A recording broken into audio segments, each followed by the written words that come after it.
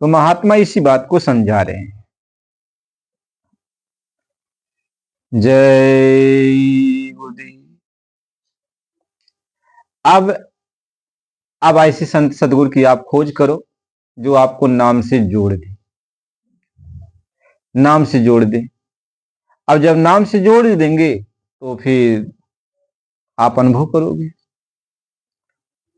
कहें जब पूरे सतगुरु मिलते हैं तब भेद नाम का गाते हैं। जब पूरे संत सदगुरु मिलेंगे तब वो आपका नाम का भेद बताएंगे, तब वही नाम का भेद बताते हैं।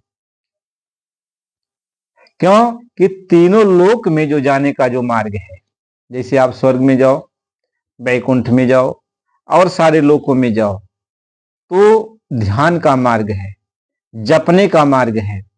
आप नाम जप करके जा सकते हो, आप तप करके जा सकते हो, आप ध्यान करके जा सकते हो। क्योंकि यह तीन लोक का जो मालिक हैं उनके यहाँ पहुंचने का, किसी लोक में आप पहुंचोगे तो उनके जो मंत्र हैं उस मंत्र का जाप करके या उनका ख्याल ध्यान करके, आप उनके रूप का ख्याल करके आप वहां पहुंच जाओगे। यानी तीन लोक में जहां तक ईश्वर मालिक हैं उनके लोकांतरों में आपको जाने की जो विधि है, वहां पहुंचने की विधि है, कई विधि से आप जाते हो। अनेक मार्ग हैं, जप का मार्ग भी है, तप का मार्ग भी है, पूजा पाठ का भी मार्ग है, हर मार्ग है। नाम जपने का भी मार्ग है।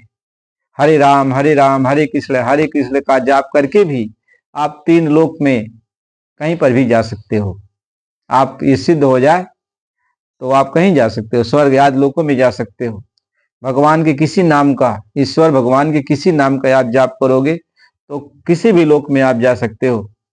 क्योंकि यहाँ का जो नाम है, यहाँ का जो नाम है, ये नाम यहाँ जो प्रचलित है, कोई भी नाम आप पकड़ लो, चाहे राम का नाम पकड़ लो, चाहे कृष्ण का नाम पकड़ लो, चाहे हनुमान का नाम पकड़ लो, चाहे माँ दुर्गा का नाम पकड़ लो, तो कोई नाम यदि आप जपोगे तो जब ये सिद्ध होगा तो नाम की ये शक्ति है, इनके नाम की ये शक्ति है कि जहां का ये नाम है वहां पहुंचा देगा।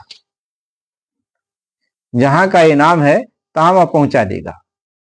तो नाम जपने से या वहां का ख्याल करो, ध्यान करो, एकदम ध्यान लगाओ एक तक, तो भी ध्यान सिद्ध हो जाएगा, तभी आप वहां पहुंच जाओगे। जप करने से, तप करने से, पूजा पाठ करने से आप तीन लोक में जो त्रिलोकीनाथ ने बनाया है, जहां जहां कोई बहुत सारे मंडल बनाए हैं वहां आप जा सकते हैं।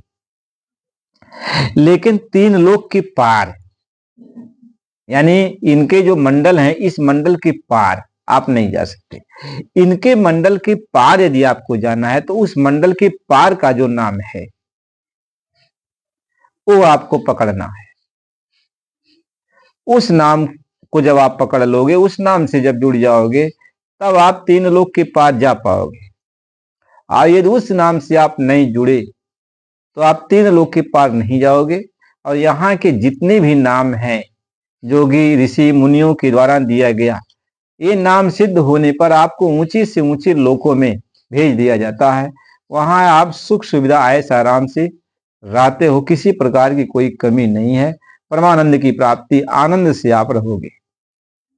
लेकिन उन सबकी सीमा है, वो सीमा इतनी लंबी है कि वो पता नहीं चलता है कितनों युग युगांतरों तक आप रहोगे उन लोकों में। लेकिन कभी न कभी वो खत्म होगा, तो जब खत्म होगा तो फिर आप मृतलोक में आओगे। मृतलोक में राजा महाराजा, मंत्री मिनिस्टर और सेठ साहूकार के घर जन्म लोगे। सुख सुविधा शुरुआत से रहेगी, फिर आपके पास दुख का कोई नाम निशान नहीं रहेगा। तो उसी में आप अपने इंद्रियों के भोग के लिए आप जो है अपने धर्म कर्म का निर्वाह नहीं कर पाओगे, तो इससे पाप हो जाएगा। तो फिर सीधे नरक, कहें तब चुक राज और राज चुक नरक। तब फिर नरक हो गया, फिर 84 में आप चले जाओगे। महात्मा इसी बात को समझाते हैं। इसलिए यदि आपको अपने घर जाना, महात्मा किसी चीज का खंडन नहीं करते, वो सीधी सादी बात को समझाते, बताते हैं कि यहाँ जो कुछ भी बनाएगा ये गलत नहीं है। जो इन्होंने इस देश का जो कानून है, मृतलोक का कानून जो है, तीनों लोक का जो कानून है, इस कानून का आप पालन करोगे तो तीन लोक में बहुत ऐसे लोक बनाए गए हैं सुख सुविधा से आपको रहने के लिए। आप वहां रहोगे, भगवान भी बन के रहोगे। आपके पास इतनी अपार शक्ति होगी, इतनी ताकत होगी जैसे ईश्वर के पास है, जैसे राम के पास है, जैसे कृष्ण के पास है, जैसे ब्रह्मा जी के पास, विष्णु जी के पास, शिव जी के पास, इंद्र के पास और नाना प्रकार के लोग पाल हैं। सबके पास जो शक्ति है आपके पास भी रहेगी। आप लेकिन इसमें बात सिर्फ इतने है कि आप इसी तीन लोक में ही रहोगे, घूम फिर करके इसी में ही रहोगे। यानी अपना घर जो सतलोक है, जहां अपना सच्चा पिता है, उन लोगों का भी ईश्वर ब्रह्म परब्रह्म ये जो है, इनका भी पिता वही है जो हम लोगों के पिता हैं, इनके भी वो पिता हैं। अब ये वहां तो नहीं जा सकते क्योंकि उनको निकाल दिया गया है। हम लोगों को भी निकाला, लेकिन हम लोगों के लिए रखा कि तुम लोग आ सकते हैं, लेकिन उनके लिए नहीं रखा। उन्होंने कहा कि हम तुमको राज्य देते हैं, तुम यहीं पे राज्य करो। तो ये लोग राज्य कर रहे हैं और हम लोगों के ऊपर अब शासन कर रहे हैं। तो महात्मा यही कहते हैं, ये यदि सुख सुविधा से आपको रखते हैं तो कोई बात नहीं है आपको जाने का, लेकिन ये सोचने लगे कि ये आत्माएं अपने घर चली जा रही हैं तो हम राज किस पर करेंगे। इसलिए रोका टोकी करने के लिए उन्होंने विधान बनाया यहाँ का, और विधान बना करके जीवों को उलझा दिया। विधान बनाकर उलझा दिया, रोक देता तो भी कोई बात नहीं थी, लेकिन नरको 84 का जेल बना दिया और जेल बनाकर यातना देने लगे, तड़पाने लगे। यही दर्द देख करके सत्यपुरुष को दया आ गई। जैसे ऊपर के मंडलों में भी ब्रह्म परब्रह्म महाकाल और सारे लोक लोकांतर, वहां भी खचाखच सूरतें भरी पड़ी हैं, लेकिन वहां के जो सूरतें हैं जो अपने देश से आई, वहां कोई किसी प्रकार का उनको कोई तकलीफ नहीं है। तकलीफ सिर्फ इतना है कि मालिक से मिल नहीं पा रहे, लेकिन आनंद तो बहुत है। इसलिए उनके बारे में महात्मा नहीं सोचते, उनके बारे में संत सदगुरु नहीं सोचते, वो कुल मालिक नहीं सोच रहा है, क्योंकि वो आत्माएं तो आराम से रह रही हैं, कोई दिक्कत तो है नहीं। लेकिन मृतलोक में रहने वाले ईश्वर के हाथ में, यानी जो नीचे तीनों लोक के जो मालिक है, इनके हाथ में हम सब आ गए हैं। तो ये जो लोक लोकांतर बनाकर रचना करके जो अपना राज्य कर रहे हैं तो भी ठीक था, जो अभी इन्होंने राज्य बनाया तो भी ठीक है। लेकिन ये नरक और 84 बना के, नरक और 84 बना करके इसमें आत्माओं को डालकर वो आत्मा दी जा रही है, ऐसी आत्मा दी जा रही है कि इसी आत्मा को देख करके वह कुल मालिक को बर्दाश्त नहीं हुआ। क्या मौज उठी तब दया बिचारी, समझ किया अपने आप को, हमारी मौज बनी, हमने देखा, क्या दुख में देखा तुमको जब ही, और मौज उठी आए हम तभी।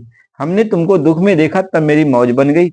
हमने कहा अब चलो बच्चों को ले आए। हमने इनसे कहा था कि आत्माओं को कष्ट मत देना, आत्माओं को कष्ट दोगे तो हम बुला लेंगे।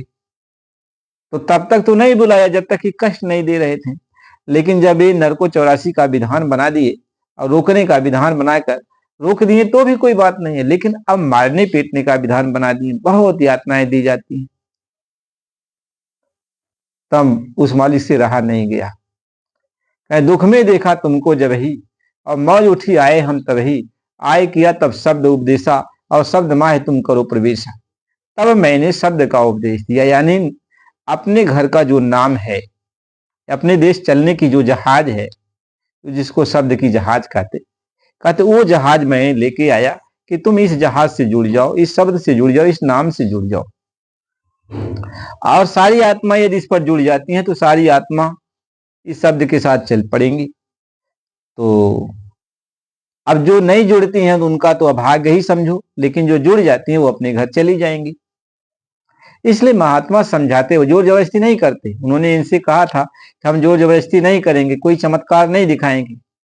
तो यहाँ महात्मा कोई चमत्कार दिखाते नहीं है, सत्संग सुनाते हैं, प्रेम प्यार कराते हैं, कहीं निज पिंड से प्यार करा करके घट में सतरूप दिखाते हैं, यानी अपने से प्यार कराते हैं। तो जब प्यार हो जाता है तो भाई जिससे जिससे प्रेम हो जाएगा तो उसकी बातों पर आदमी भरोसा करता, विश्वास करने लगता। प्रेम ऐसी चीज है, तो जब प्रेम करा लेते हैं तो हमारा उनके ऊपर भरोसा हो जाता है।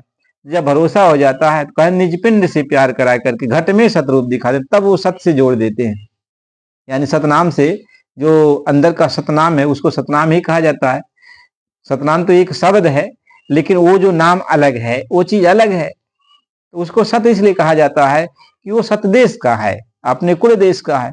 तो उससे, उस जहाज से जोड़ देते हैं, उस नाम डोरी से जोड़ देते हैं, और जब जोड़ देते हैं तो आपको अनुभव शुरू हो जाएगा।